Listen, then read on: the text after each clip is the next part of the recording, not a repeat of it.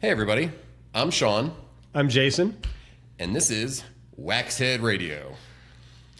This is a podcast in which we are going to drink some whiskey, review some whiskey, but we're also going to talk about a lot of different topics. We're going to talk about life, things we like, things we don't, and maybe a little bit of everything in between. So, without further ado, let's get this party started and see where this goes, because right now, we don't know. No idea.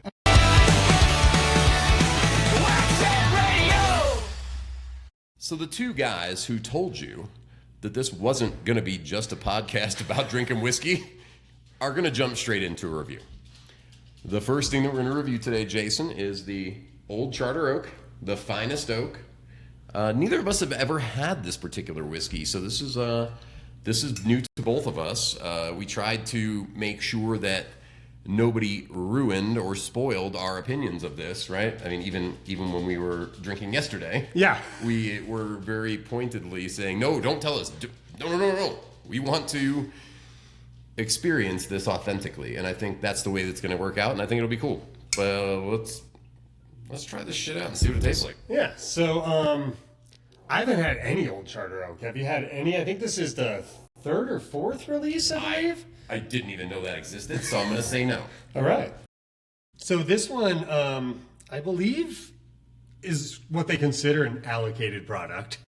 But in Colorado right now, it's everywhere. I was going to say, it's everywhere. Everywhere. So I don't know how easy it is to get in other states right now, but because of what's happening in the Colorado market, Right. there's Buffalo Trace products everywhere. All right. Let's go buy some and flip a whole bunch of it. No. All right. Let's drink Calm some down, Sean. instead. So this one, I think obvious now, comes from Buffalo Trace Distillery. You said it was mash bill 1. It's 95 proof. Wish it was a little higher proof. Quick plug, we are drinking out of the Peaks and Pours Glencairns for this particular review. Peaks and Pours this year is August 22nd at the Meanwhile Block. Jason and I will both be there, pouring whiskey, drinking whiskey, and probably everything in between, knowing us. So if you are in the area of Colorado Springs, by all means, get in the mix. Let's see what this is talking about. All right, yeah, so we're saying Buffalo Trace mash bill number 1. So they're... Yeah, I don't remember. I'm just being honest. The shit that tastes good, because I certainly don't like mash bill number 2. Yeah, we agree there. They call it mash bill number 2 for a reason. Did I say that on air? Oh, no. Oh, man. Yeah, I meant it. So, like we were saying before, we purposely haven't talked to anybody about this whiskey, but you do hear things, and basically what I've heard is it's oaky or eagle rare. Relevant to my interests. It's, similar proof point, similar age. So there's no age statement on this particular Charter Oak. The other ones have been age dated, but it looks like it's about somewhere between 10 and 12 years old. Oh, that's interesting. Probably closer to 10. And I think that's why a lot of people are saying oaky or eagle rare. Right. Everybody will always try to compare like with like. Yeah. When we're talking about whiskey, right? They will, and I do that when I drink it. I consider my palate just a series of touch points that I bounce off of one another like satellite data, and it eventually gives me the things, the ranking system of sorts that I use to understand what I think about whiskey.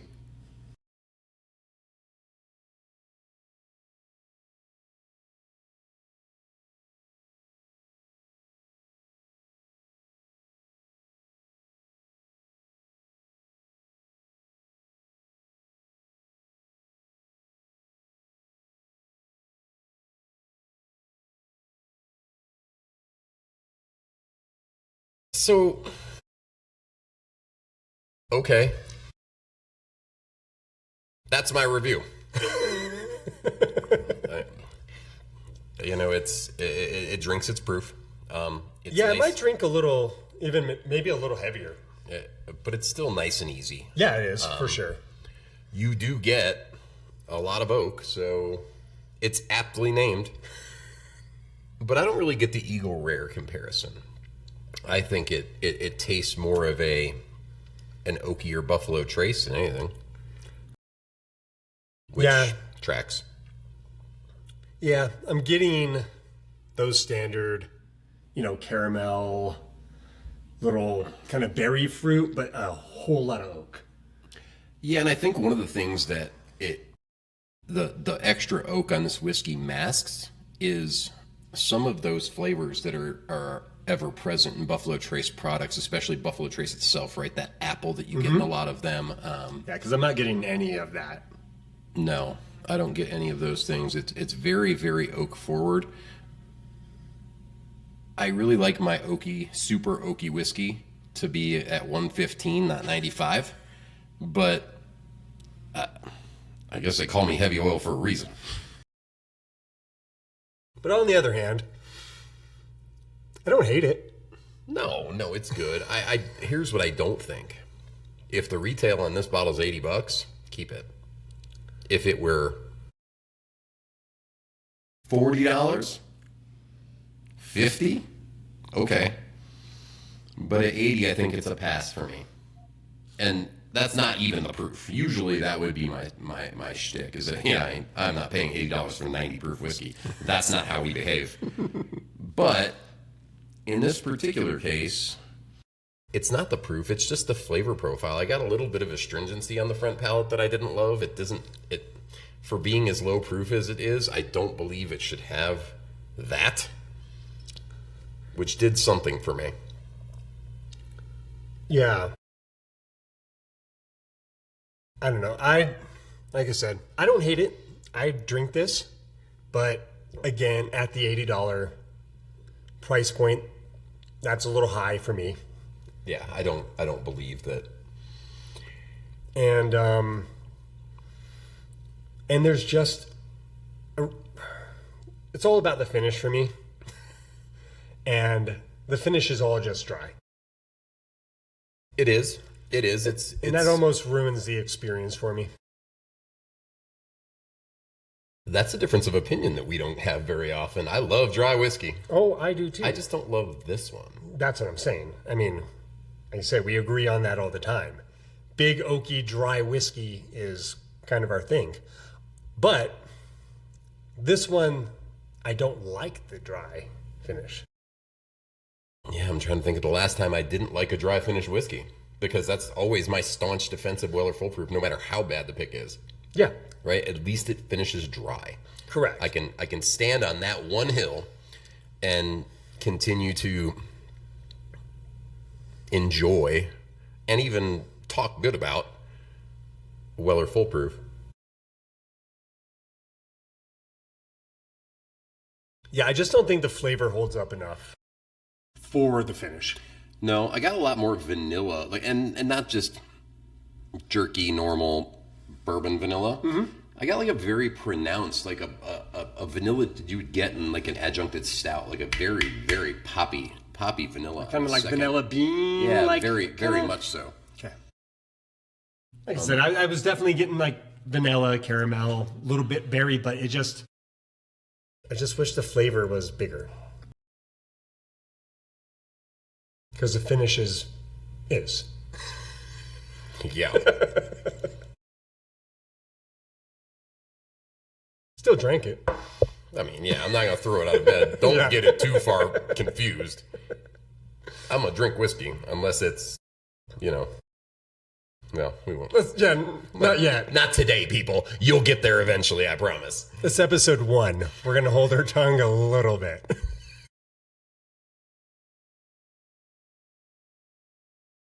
Let's talk about this in real time, live on air. Okay. How do we want to discuss ranking the whiskey? This way our process is out in the open in front of everybody.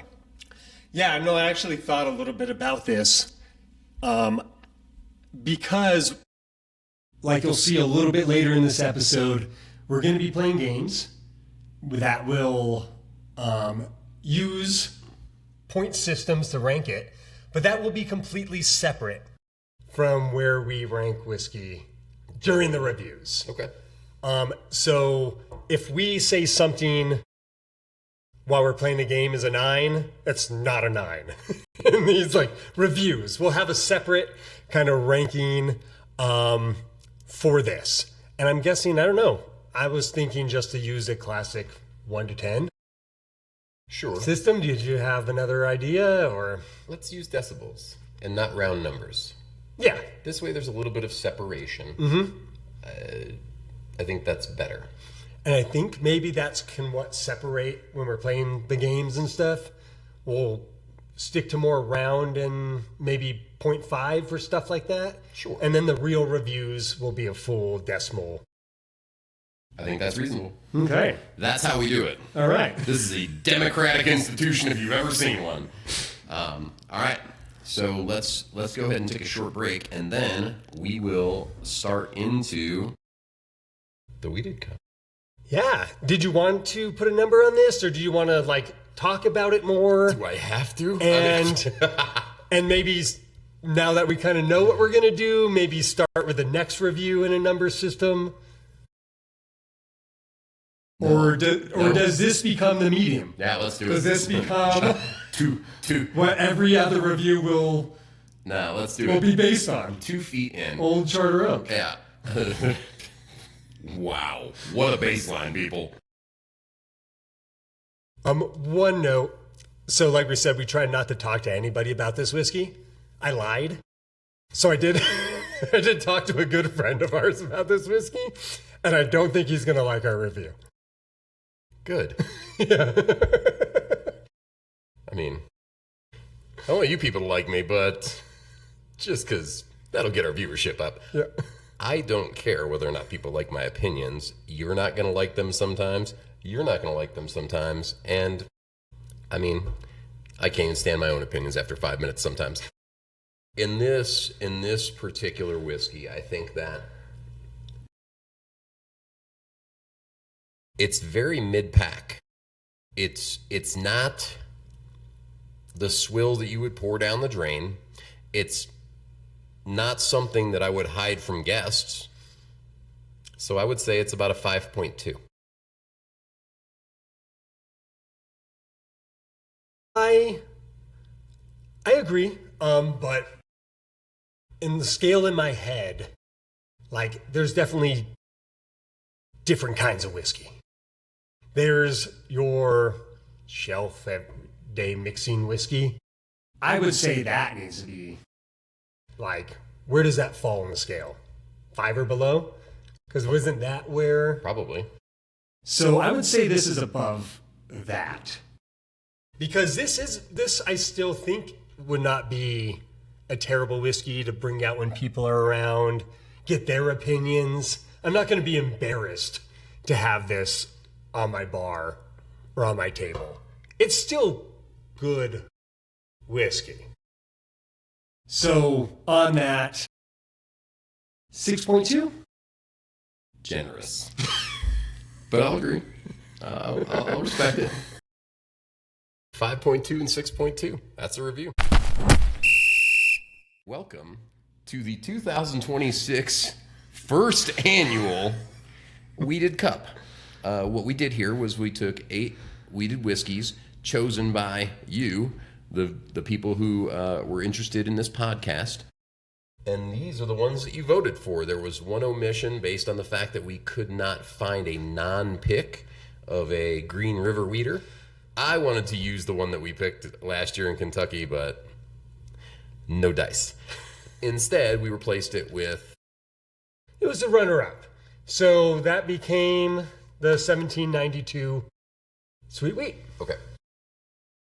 So wait. we have 8... No, foolproof. Sorry, Weller foolproof. I was going to say, I thought it was 8 foolproof. seed. Okay. You're right. Yeah. So we have 8 weeded whiskeys here. The first matchup will be William LaRue Weller versus Weller Foolproof. The 1-8 matchup. 1 seed versus the 8 seed. This shouldn't be too much fanfare. We'll pull the low seed first. And we will drink low seed against high seed. So this is a regular Weller Full Proof, not a pick. None of these releases are picks. These are all just regular whiskeys.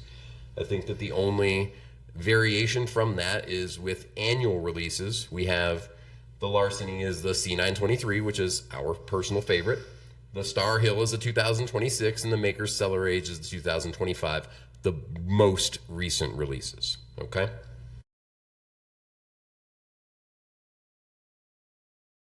This is a very interesting bottle of Weller Full Proof. It doesn't have a lot of the things going on right off the top that I would expect. It doesn't get that golden pie crust nose. Mm-hmm. None of those things. That's interesting. This is a brand new batch. Like, I literally went and bought this off the shelf because it's easy to do that in Because Colorado. we can do that here in Colorado. So yeah, both the Antique and the Weller Full Proof are brand new batches I just got off the shelf. They're not ones that have been opened, that have been sitting on my shelf. They're just walked in the store and bought them.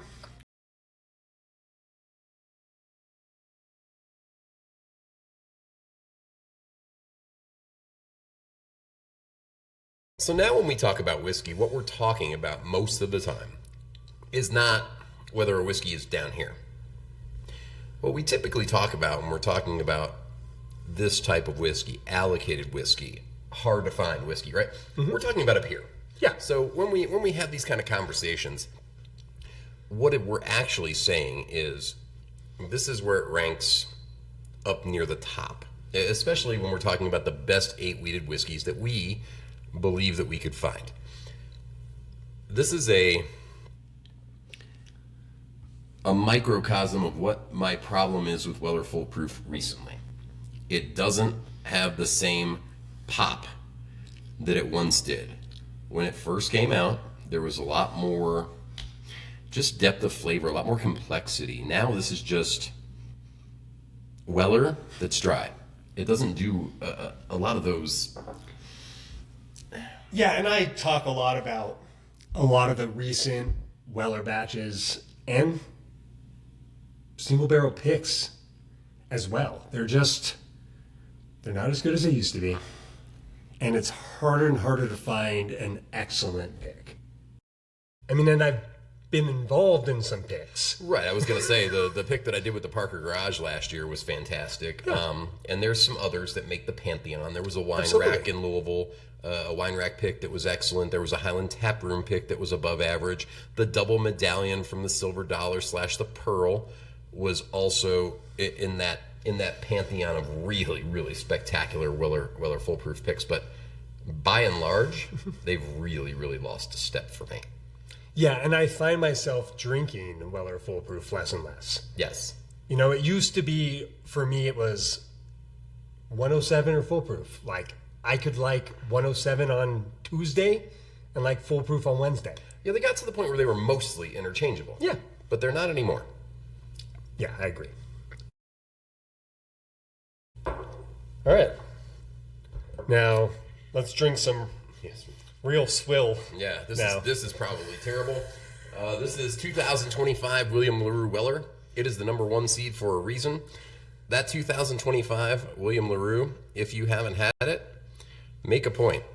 It's the best in the last 7 or 8 years, I would say. I would agree with that. Maybe since 2016. Yeah, it's worth hunting. Like, if this is your unicorn, find this year's. Jason and I, when getting this particular bottle, we stood out in the relatively cold for November in Colorado, drinking whiskey and passing out, listening to punk from Canada. It was one of those nights, people. And I'm pretty sure you guys know what I'm talking about. Is that most nights that we end up drinking together? I think so. Maybe tonight, for all we know. We're just getting warmed up.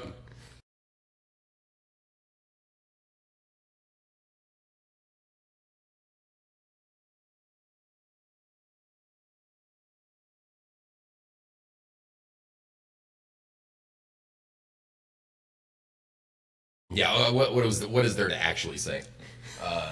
There's,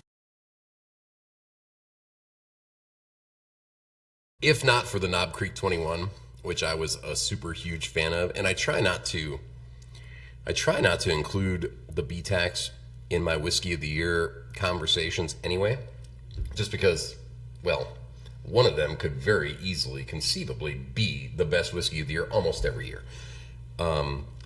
There is no shortage of BTAC fandom in this house. While I'm not a Buffalo Trace fanboy, that doesn't mean the whiskey's not good, because it is. Yeah, and it's a great year when I can try all the BTACs, because that's not always the case either. Right. So, but this year, this past 25, I did get to try, I think just about all of them. I tried almost all of them. The only one that I don't believe I had was the Saz 18 from this year. Instead, I've just been drinking a friend of mine's 2024 Saz 18, which, God bless that gentleman. I don't think Saz 18 came, like the current, the 25, I don't think much came from Colorado at all. I don't believe so. I think there was one at the release that we were at. I think there was one at Barrel Brothers when we were down there for the release. So there was not a ton of them. It was very one. Same with the Eagle Rare 17, which makes sense. That happens. There's always typically less bottles of those, and this was no exception.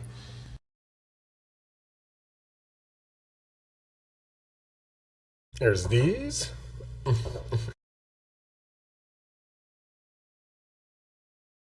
Why can't all whiskey just taste like that? I don't know.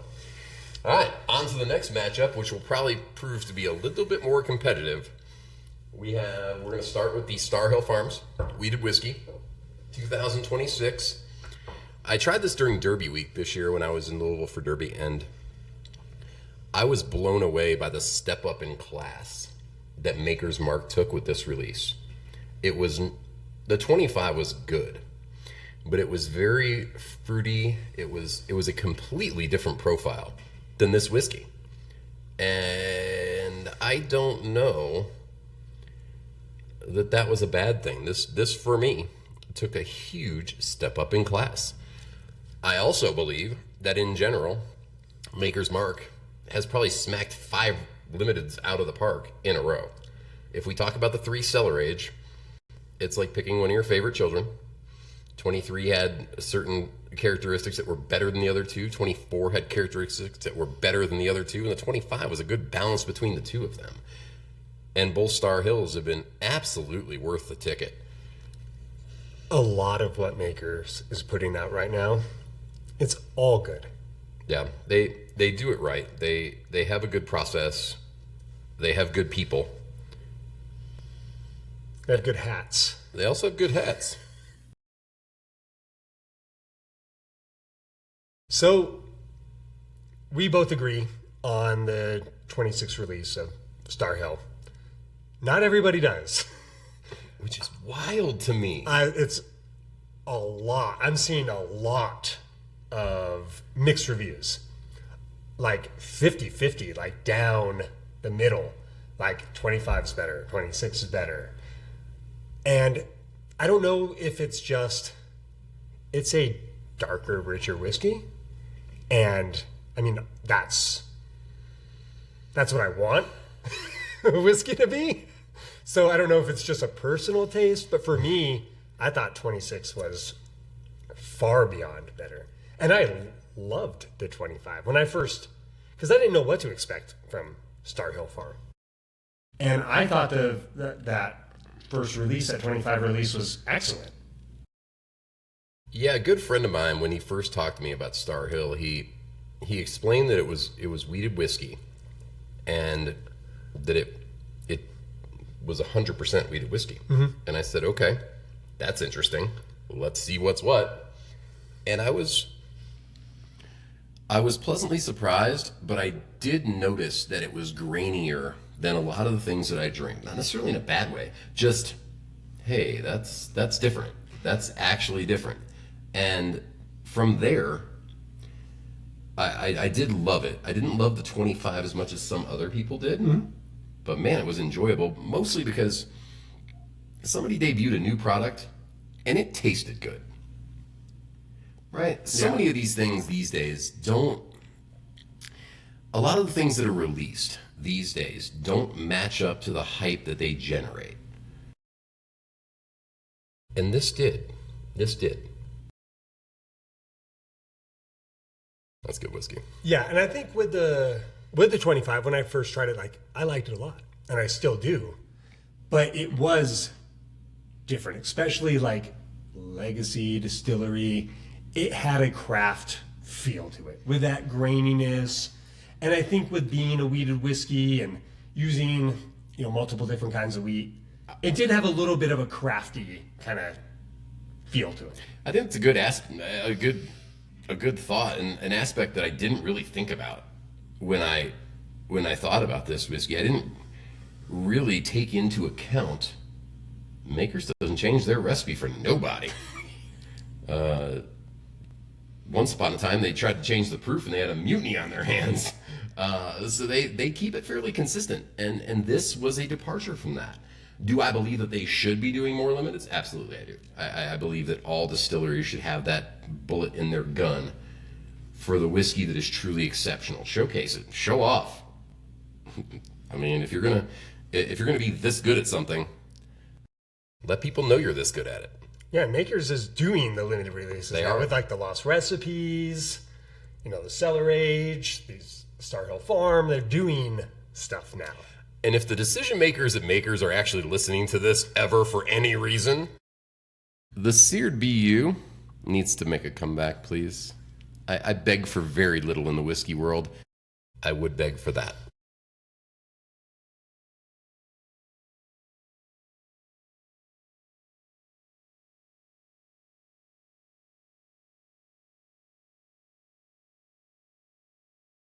It is good. And I don't know, it's a different recipe. It's wheated whiskey.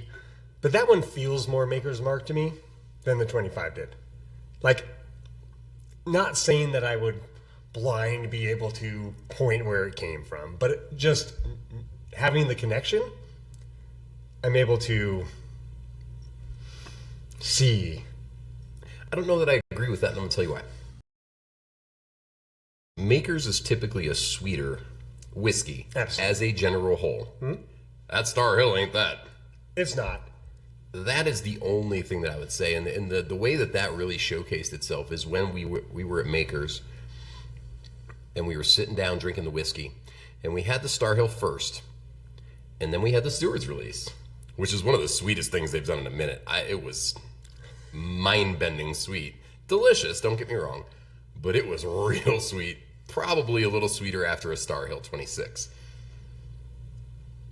I think what I'm saying is it tasted more like a wheated bourbon versus a wheated whiskey compared to the 25.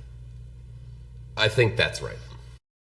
So now what we have here is a Larceny barrel proof C923.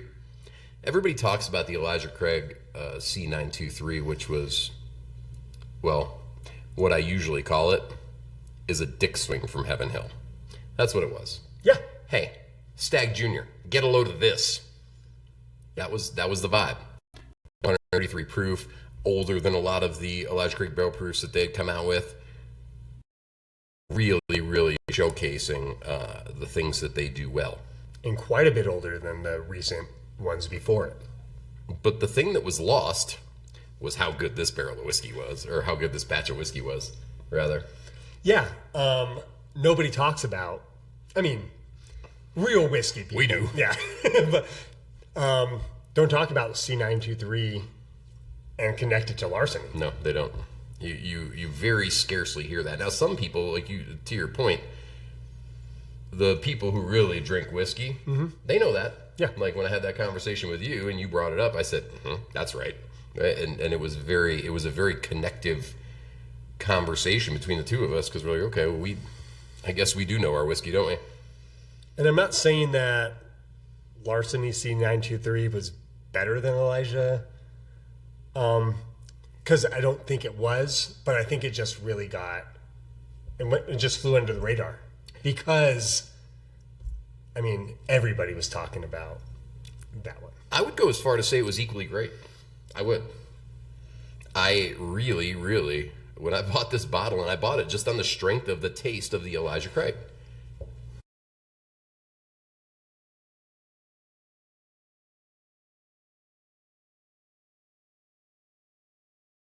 You know what we don't have on this board? We do not have a lot of sweet whiskey. Nope. Thanks. We appreciate it. I mean, there's one down here. Yeah, no, there's some.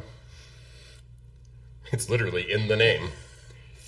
That last matchup. This is going to be tougher than I thought. Not for me.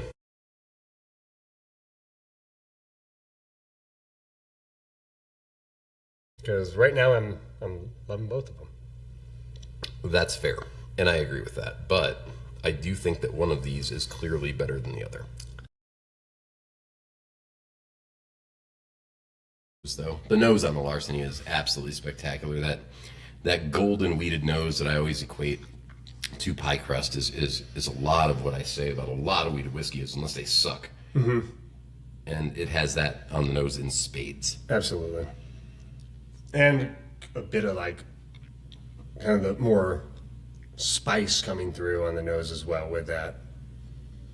Which you don't get from a lot of wheated. No, you don't. You don't. You don't. Because you'll get like the funky wheat kind of thing. And I don't think this has that. It's more of like, it's more spice. It's more, I don't know if I'd say baking spice, but it's like, it's got a certain spiciness to it. It's more like scary spice. Heckin' love scary spice.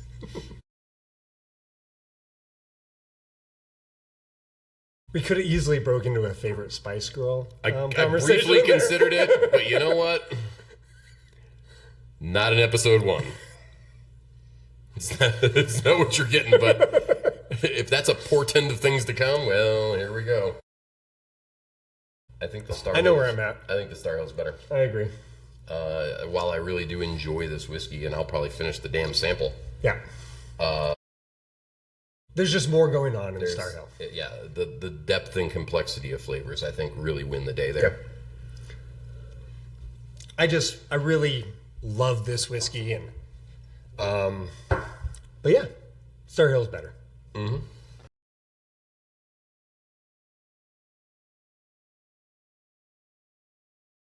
Group number 2 of the Weeded Cup, the bottom half of the bracket. And this bracket is a little goofy in the fact that we have an interesting seeding in this one, because the next match is going to be Maker's Cellar Age 25 versus Pappy 15. So when we did this, we put out polls in different whiskey groups, people we know. We kind of put it out there and we let you guys choose the seeding. So a lot less people picked some obvious ones than you would think. So we have Cellar Aged at the 3 seed and Pappy 15 at the 6 seed. Wow. So we're going to start with the... Oh, wait, I got it backwards. We're starting with the low seed, right? Yeah. So we are going to start with Pappy 15.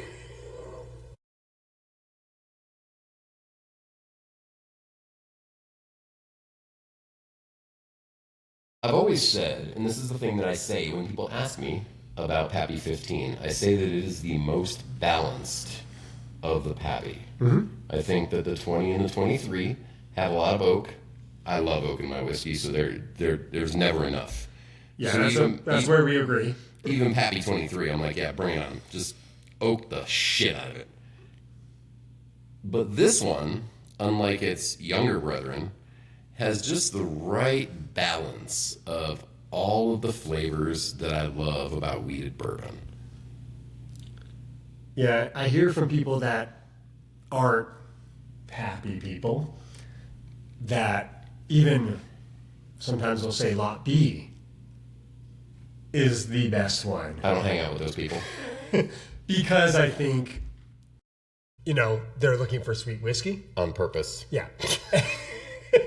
And I know I agree. I think the the sweet spot is Pappy 15. Because you still get the fruit and a little bit of the sweetness, but you get that oak. Where, Lot B sometimes tastes like... Yes. I won't be too mean. By the way, while I'm thinking about it, a special shout out to my boy Josh Hopkins at Whiskey in the Deep. If you haven't checked out his channel, please do. He is the reason why we get to drink Pappy 15 2 days in a row. So thank you, Josh. And like I said, please go check out his channel. You will be glad that you did. He knows a lot about whiskey, and he has a very good palate. I trust his opinion in many cases. He's not gonna love that Finest Oak review. No, he's not.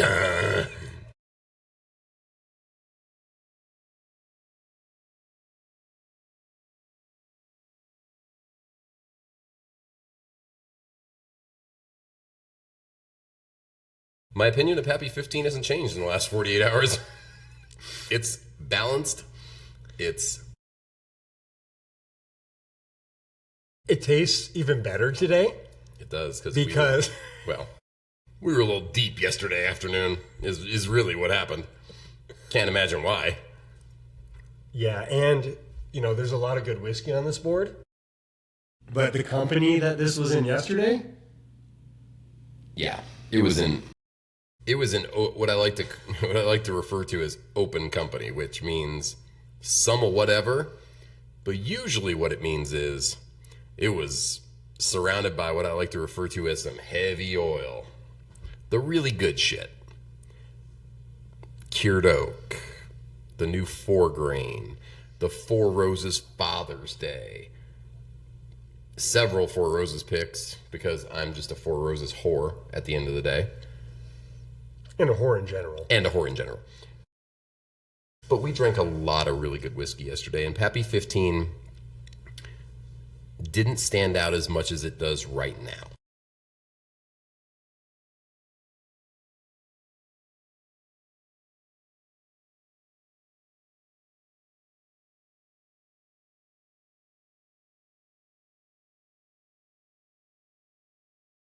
Now in post we have to decide whose dribble is going to be on camera. Yeah, who's going to drool the most? Good. It's probably going to be me.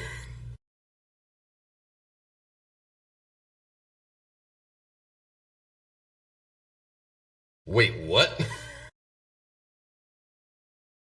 Hang on, folks. We got an upset brewing here. I had to put on the radio announcer voice for that. This is, that nose of the Maker's Cellar Age 25 is not playing around. We both have said this 1,000 times. That we love the 25 Cellar Age. I mean, in any company, I think it stands up for itself. Yeah, I agree with that. I think that when it came out, people were a little taken aback because, whoa, what's that? Yeah.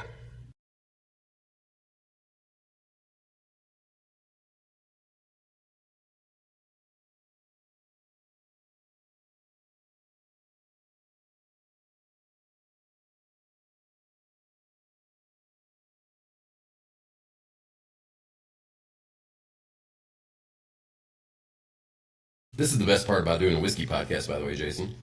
We get to drink fucking whiskey for hours. For no goddamn good reason, which is how you should drink whiskey anyway. Yeah. But, just to be super honest, if there was no camera on, we'd still be doing the same thing. We'd still be drinking whiskey for hours. It's the weekend. It is.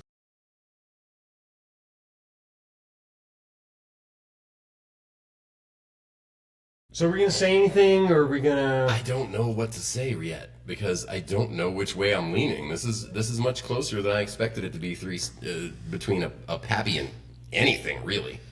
I agree. The nose? I think the nod stands out. I think the nod on the nose goes to the Cellar Age over a Pappy 15. I do believe that the general palate is missing just a hair to be considered better than a Pappy 15 for the purposes of this conversation. Yeah. I don't know. Right now, is it just about as good? I would say yeah. I mean, both these whiskeys are great next to each other. But on the palate and then the finish, I do think personally that the 15 has a little bit more going on. And I'm leaning that direction, but this is way closer than I expected it to be, and I can still go either way. I mean, I'm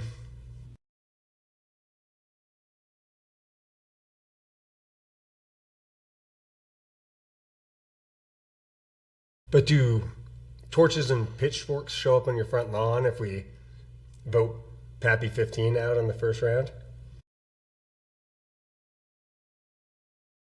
Man, I hope so.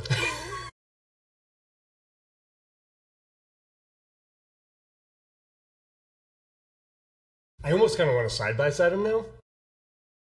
We just don't have enough Pappy 15. I don't think. We don't have enough Pappy for this. Because this is way closer than I thought it was going to be. I knew cellar age would hold its own. We have to do it anyway. Yeah. Yeah, we have to do it anyway. Yep. I don't think there's any other way to.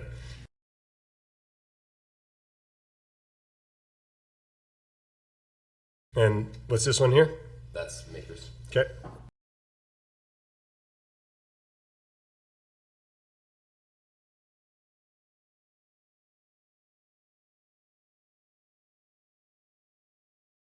All right.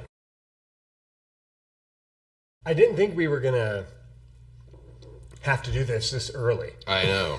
I expected this finals maybe, but this is... We have to give this the respect that it deserves. This is the first annual Weeded Cup. We can't half-ass this and screwing around. This is serious business, people. And we got to remember, yeah, the 3 seed is cellar age, That's not right. Pappy 15.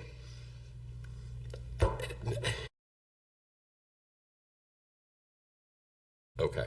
So Yeah. I think it's opened up in the sample bottle. I don't know. That sounds ridiculous. It is ridiculous. I don't know if it's just, but I am getting more than I was the On first the time. Pappy? Hmm?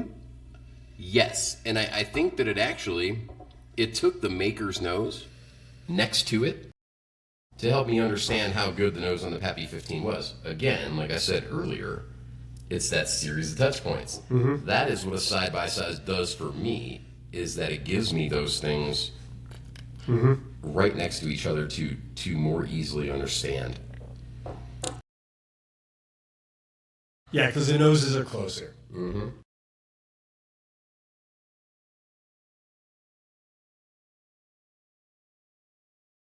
So on the side-by-side, it's clear for me.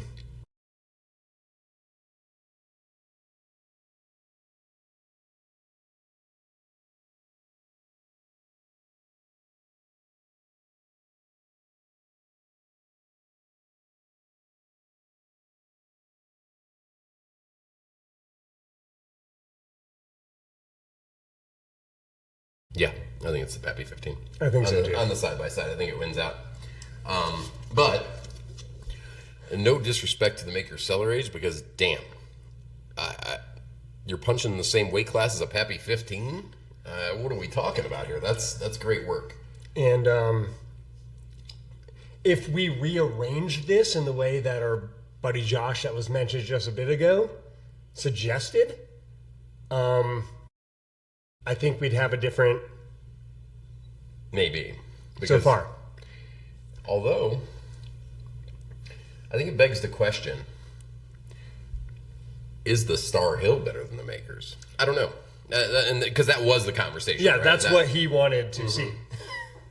And I don't know. But we stuck to what you guys voted for. The people have spoken. And also, we already printed the seeds on the little things. So we couldn't really. This is a full transparency podcast, people. We keep it 100% honest around here. We were actually going to change it. We were thinking about it. All right. in your Weller Glencairn, by the way. This is the Perfect. 1792 Sweet Wheat.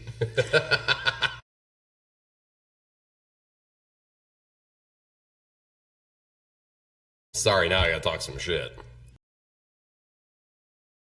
This is like going to a 5-star steakhouse and then eating at fucking Ponderosa. This is not okay. So, No disrespect, Barton, but damn. so I don't love sweet wheat. Me either. It's not something that I buy all the time, but I do tend to have one on my bar when I just have lots of shit. Just because it is something I think that's fun to pour for certain company, and and people, not everybody gets to try it because it is harder to get in certain markets. But it is not something that's in, a top of whiskey conversation for me ever. I don't drink this shit on purpose. Yeah. But in this lineup, it shouldn't be here. No, it does not belong here.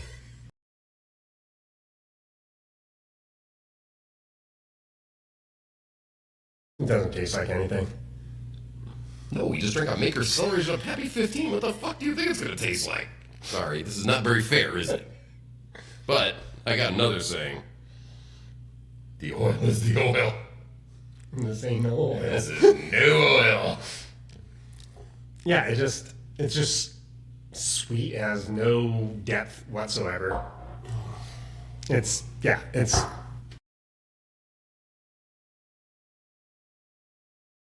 How old is that whiskey? Not that old. In the comments, somebody tell me. Somebody has to know. It can't be old. No. I mean, This is 7.5 years old. Yeah. This is Weller 107. This is my... If it's not a Four Roses barrel strength pick, this is my everyday drinker. It's delicious. The picks take it up a notch.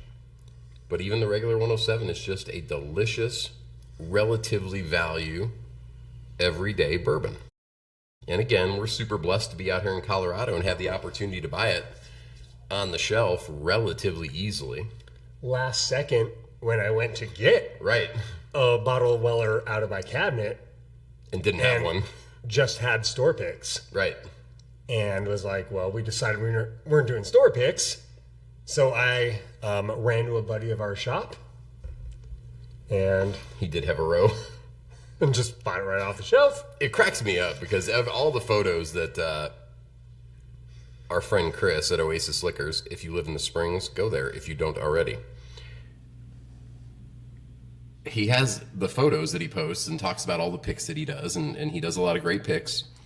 I'm biased. That's fine. We can keep talking, but Yeah, we don't have to drink. Do I even have to drink this? It cracks me up in some of the recent photos that he's got all the picks, and then there's just a row of Wellers sitting there. What the fuck?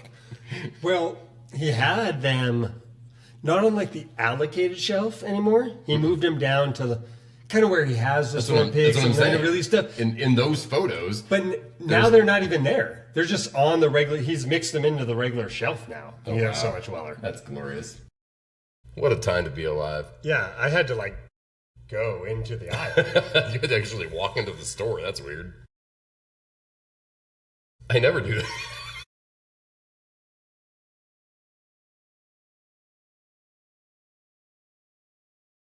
This bourbon to me is like the green eggs and ham of bourbon.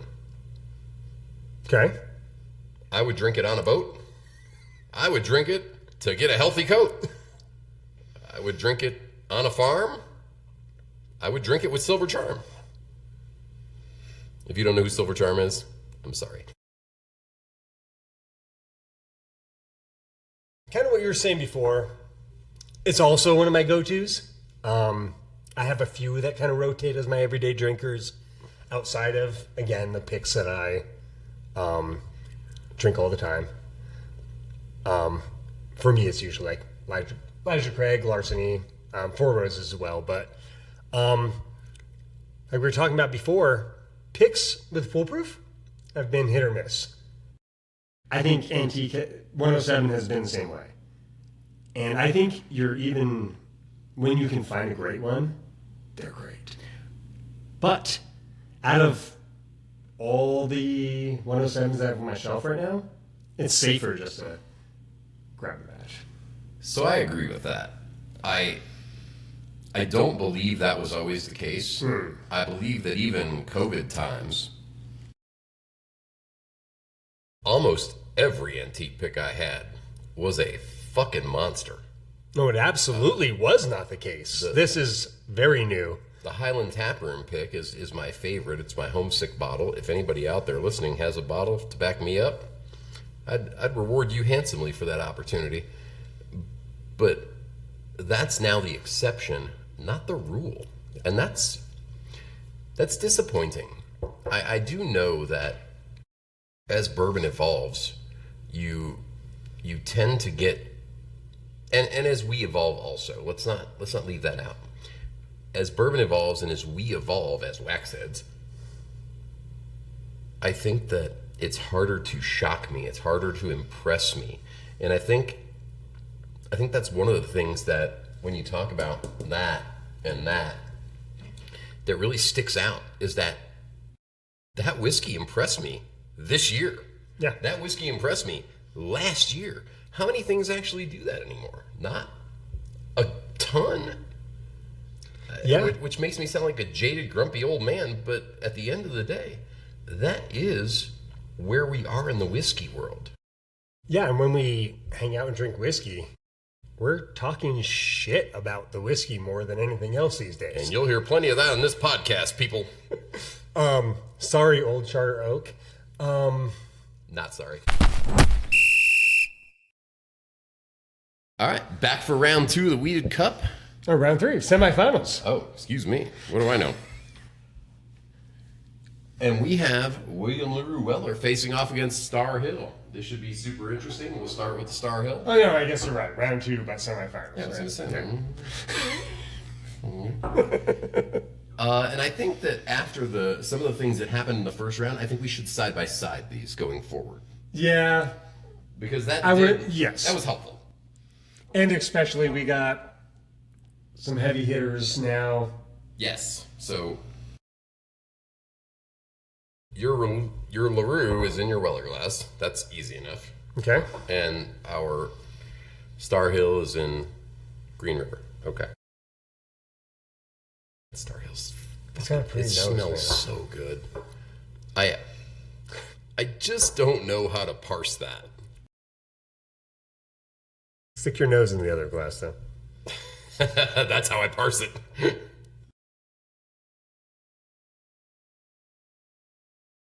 It's so good, I just want to get my bottle and just pour myself one up to here and just call it a night. It is. Yeah. What the fuck is this for? Good. Push the board over, pour some Weller, and go sit on the patio. Like, what in the Nirvana in 1992 is going on in this podcast? Sean just broke a guitar over Jason's head. What the fuck's going on? All right.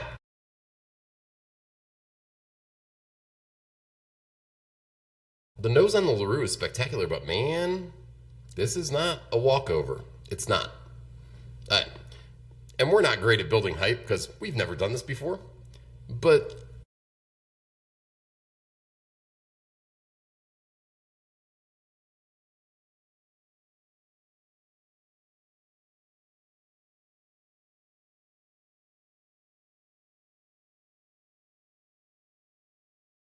how do you do that? I need like a 10-second latency time before I can drink a different whiskey after drinking one. My mouth has to calm down. Yeah, no, that's why I saved some. I still wanted to, see how they fought each other. Okay. See the fist fly, on the palate. See, that's why you're the fighter, and I'm just a waxhead.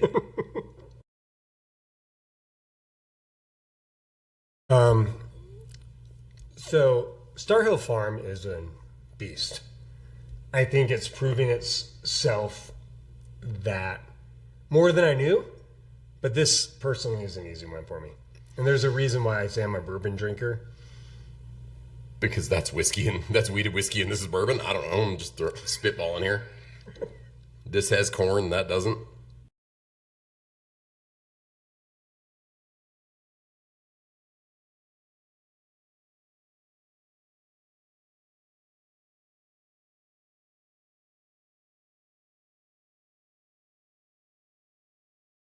Drinking 25 LaRue, to me, reminds me of a conversation I had with my friend Josh Thompson back in Louisville. We were sitting on Josh's patio, a place that you typically find me in the city, and we were drinking Booker's Rye. And the question that we asked ourselves, half in the bag, was, why can't they all just taste like Booker's Rye? Yeah. Yeah, arguably one of the best whiskey ever made. It's the best rye whiskey I've ever had. There is a thing that I typically say, which is the only reason it's the best rye I've ever had is because I've never had Michter's 25 rye. Mm-hmm. But be that as it may, Booker's Rye is still my favorite. And so that's a legitimate thing. And when I think about 25 LaRue, I have some of those same thoughts. Why can't I just drink this all day?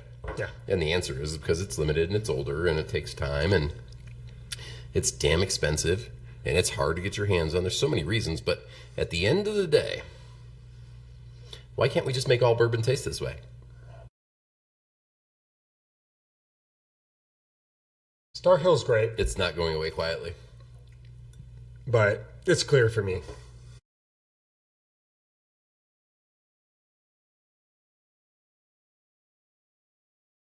One thing that you'll notice as a general theme on this podcast is that I drink a lot slower than other people. I recently did my first Four Roses pick. And Four Roses, as you very well know, based on the 50 plus bottles that I have on the wall, is my favorite brand. And when I was able to do my first pick a couple weeks ago, a lot of people that were with me, some of my favorite people in the entire world, were doing the thing that my favorite people do, which is talk shit about me. And one of the things they said was, hey, look, are you going to drink that whiskey? You're going to fucking stare at it all day. And for me, I think that I'm so nose-oriented, it's my best olfactory by a ton, that I do end up, one, drinking less, and two, taking more time because I really do soak the whiskey in. That's what's happening right now. We're not trying to fill time. That's not how we behave. I'd rather gouge my eyes out with a rusty spoon. But I think I also agree with you. I think that by a very, very slim margin, for those of you who have not had a 2026 Star Hill Farms, understand me when I tell you that it barely got beat out by a William LaRue Weller, one of the best I've had in years. So make sure that you factor that into your equation. When you're thinking about paying that secondary price of $150 for that bottle of whiskey, you should just do it and think about it zero and thank me later.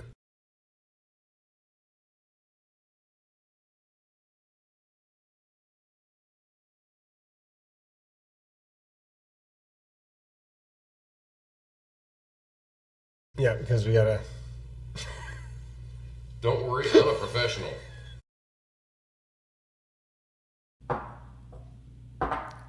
Perfect. That was like cup and ball. It was very, very complicated shit. All right, so we have the 107 Antique versus the Pappy 15 in our second semifinal, So this should be interesting. but not difficult. Correct. Because basically, same proof, same mash bill, twice as old. Yeah. That is where we are currently.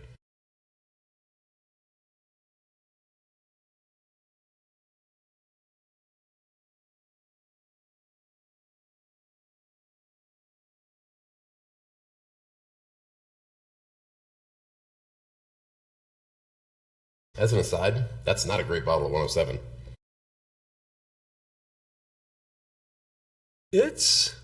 I don't know. I think it's what you get from 107 most of the time. Now.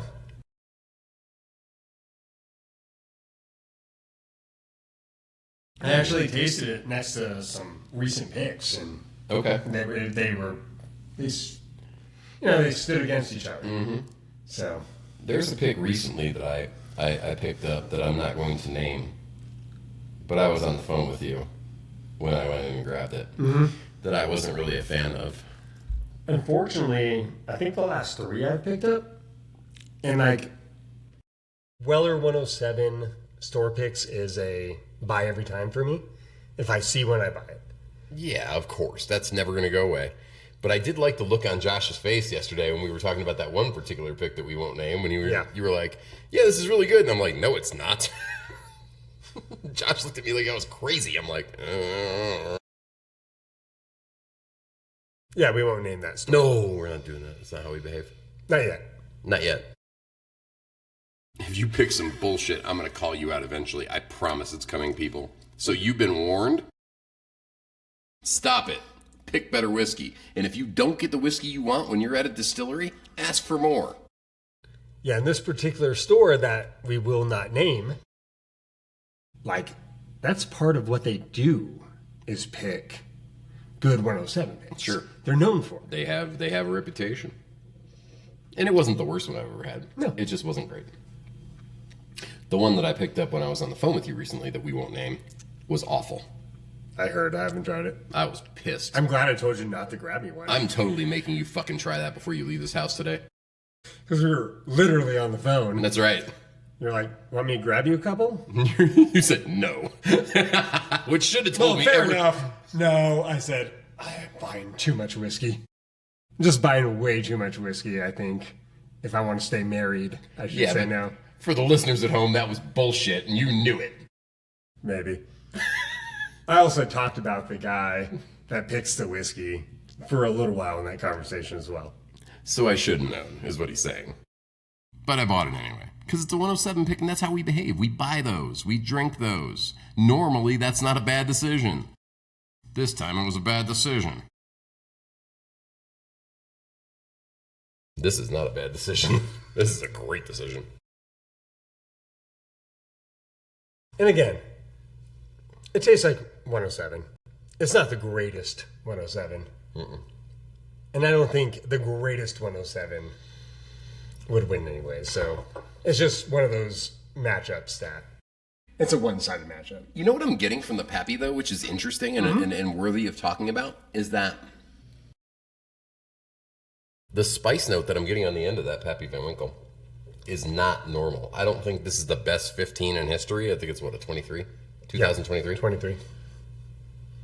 But it's spicier than most Pappies, which is cool, even though it's not the best Pappy 15 I've ever had. Yeah. So that sets the stage for what could have been fairly easily predicted. Let's not confuse the situation. However, this is where we are. I mean, we knew this was going to be the finals. Yeah, I basically. mean, there was a couple weird things that could have happened. But we knew this was going to be. Yeah, this is going to be the way it ends. And so this is how it's going to end real soon. We're going to pop off for a real short break, and then we're going to pop back on, and we're going to do the finals of the 2026 first annual Weeded Cup. The finals of the Weeded Cup. And there's no surprises in the mix. It is William LaRue Weller versus Pappy 15. As the sun sets here in beautiful Aurora, Colorado, is the sun going to set on Pappy 15? Or is the sun going to set on our favorite LaRue? We'll see. No foreshadowing there at all, I promise. I think the biggest surprise is that Pappy was 16. No, actually, I'm going to disagree. I think that the biggest surprise / not surprise for me is how well both of the makers held up in open company, which this is. This is the best weeded whiskeys. I would consider this for the purposes of the conversation, Jason. Mm-hmm. I would consider this as open company. Do we have picks? No. Do we have all different types of whiskey? No. But it's all wheated, and they're all And, on a level field. arguably, there could be other wheat whiskeys on this board, Yeah. but They're not. Because they're probably not going to hold up in this group. All right. So I'm going to start with Pappy 15. You do you. which one's which? That is Pappy 15. Okay. LaRue is on the left. And don't mistake the difference in color for anything other than the fact that I got a bottle of LaRue sitting on the shelf that if I needed more I could get, versus the Pappy 15, which we don't have a ton of. So it's a light pour. Yeah, that's all.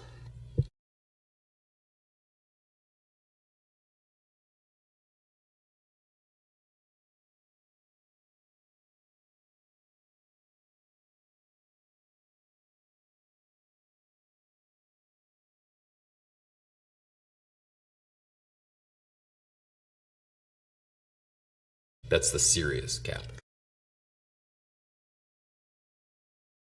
Noses are similar, but I guess they should be. They better be. Same mash bill. Roughly the same age. Roughly. There's a saying that I use a lot in my day job, and that's keep like with like. To me, this is like with like. Right? This is the best of it. This is the stuff that people hunt for. This is the stuff that you can't find. This is the stuff that we are lucky enough to enjoy. And that's not why it's the best, but it is still the best. Yeah. Because It might be hard to find because it's the best, not Right. that it's the best because it's hard to find. yeah, exactly. Which I think is what I was actually trying to say and failed. Podcasting is not my day job, people. I am a Waxhead, which is why we call this Waxhead Radio.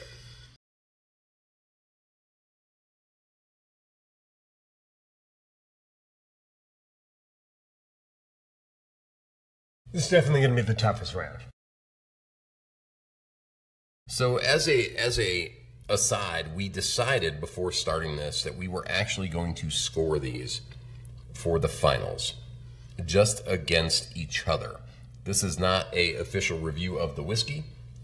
This will not be our standard scoring that we discussed earlier in this podcast, but it will be something to measure the two things against each other that is a little bit more transparent, right? Because to this point, Jason, we just talked and we decided, but we didn't do it in a meaningful, constructed way. We just sort of did it. I think it's helpful to people who are listening or watching this to understand, at least for the finals, at least for this particular whiskey situation, that we do have some sort of ranking. Yeah, and I think that these two will be so close. Yeah, that we're going to need it. Yeah.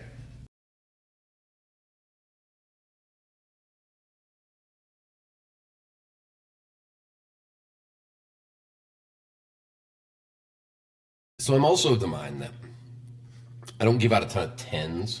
Like, you're gonna hear me drink a whiskey and be like, ah, this is a 10. I'd rather have my eyebrows plucked that one at a time. But in this, I may do it just for the purposes of understanding that these are elite whiskeys. I think the nose on the Pappy 15 is a 9. I think the nose on the LaRue is a 10. I'm right there with you. They are almost identical, but one is stronger. Like in the actual,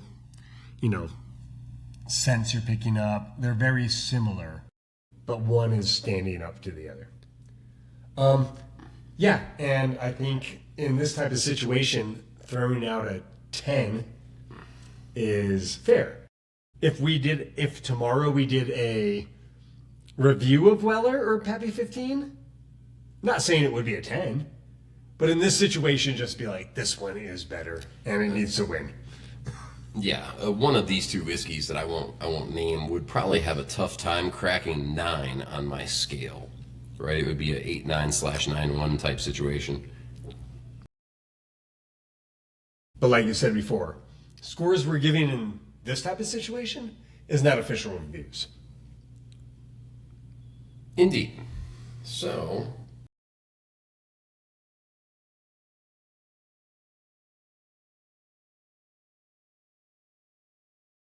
this is definitely the toughest one. yeah.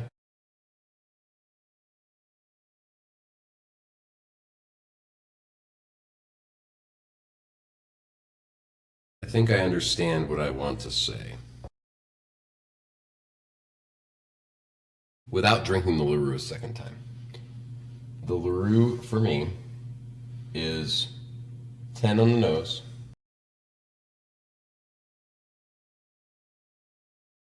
10 on the palate, and 10 on the finish. And I think that's where it actually gets the better of the Pappy 15, because on the palate, I believe they are both 10s for the purpose of this conversation. Yeah. Okay. I was thinking about doing a 2-3-1, but I think you kind of gave away your score. Sorry. Oops. But the finish for me is where the Pappy 15 really loses a step. I could have very easily said 10 on the nose on the Pappy 15 because it's delightful. It's unbelievable. Well, you could have made that argument. But on the finish, the Pappy 15 doesn't finish as long, and I think that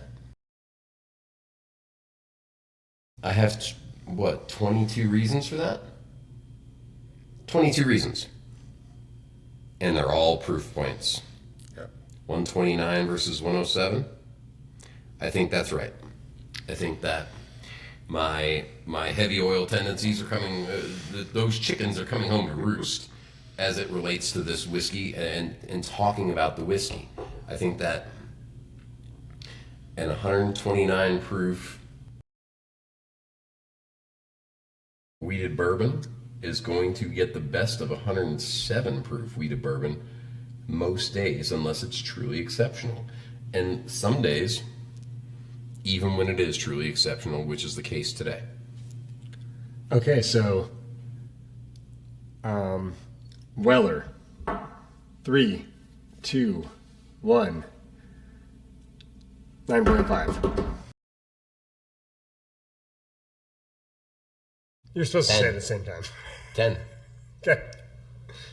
3, 2, 1. Pappy. 9.3. 8.7. There was a lot. Similar palates, similar nose, but the proof just shined through. I think the proof really won the day.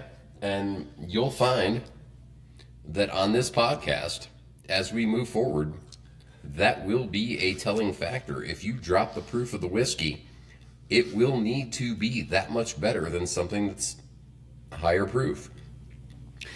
Because this is not beginner radio.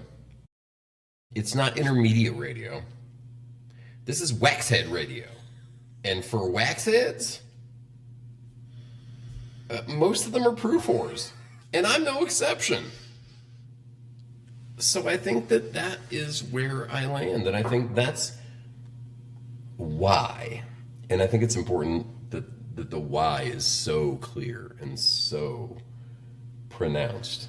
That this number 1 seed progresses to be the winner of the first annual 2026 Wheated Cup. Yeah, so the best wheated whiskey of 2026. William LaRue Weller. I think that's fair. You drank all your whiskey. I did. I'm a waxhead. Sorry, this is what I do for a living. I drink a lot.